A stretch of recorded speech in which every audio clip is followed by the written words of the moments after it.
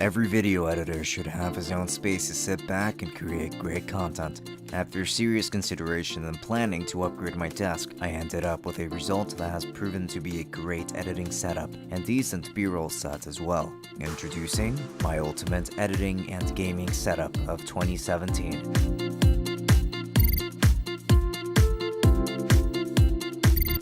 I chose this setup based on comfort, not to mention that I wanted a setup that would work seamlessly in the software, so you will see a lot of peripherals by Razer. The setup is the one I use for editing and gaming alike, so without further wait, let's begin.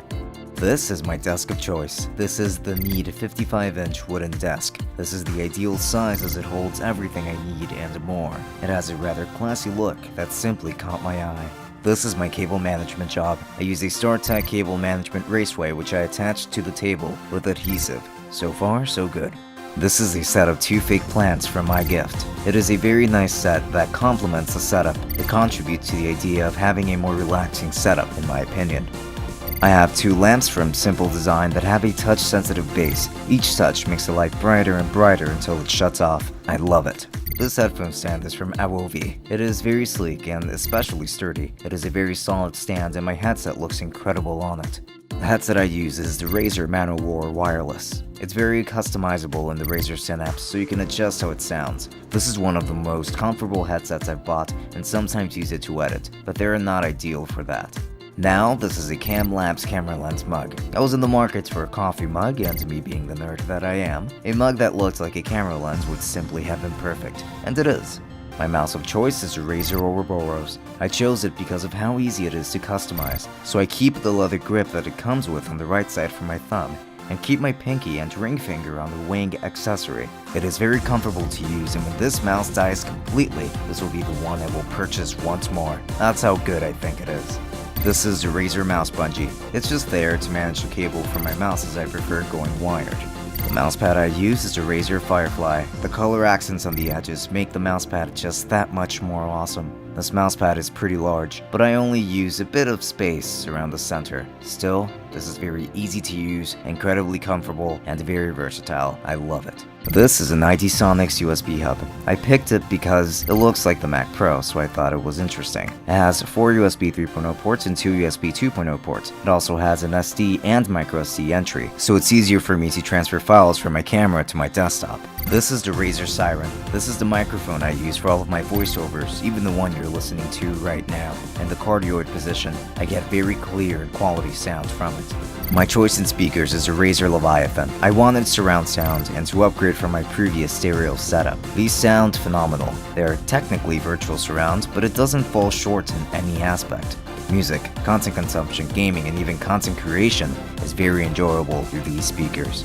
My keyboard of choice is a Razer Black Widow Chroma Ultimate. This is a mechanical keyboard with Razer switches instead of cherry. The keys are very heavy, but they withstood a lot for the last year and a half.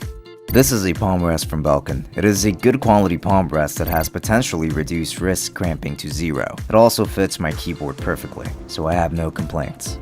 This is a Razer Tartarus. This is meant for comfortable gaming for those who keep dedicated buttons for your games. I use it to complement the setup and to open up tabs. Very trivial use and possibly a waste of its potential, but I like it and it does everything I need it to. This is my Steam controller. I couldn't find a stand for it, so it just stays on my desk. I use it for games like Naruto Shippuden Ultimate Ninja Storm 4, Witcher 3, and Dragon Ball Xenoverse. The controller is very comfortable to use and I don't see myself switching to anything else anytime soon. But speaking of switching, here's a Nintendo Switch. I don't use it while docked very often, so I keep those accessories away until I want to play on my TV. This has been purely a Zelda machine, though regardless of this being the game I currently play on it, it still has become my favorite handheld of all times. This is my Flareon plush. This was actually a gift from my girlfriend and I thought it would complement my desk very well. This is the Extreme Gaming Wrist Support Band. It was included in the box with my graphics card. It is really comfortable and it does make using a mouse just a little easier.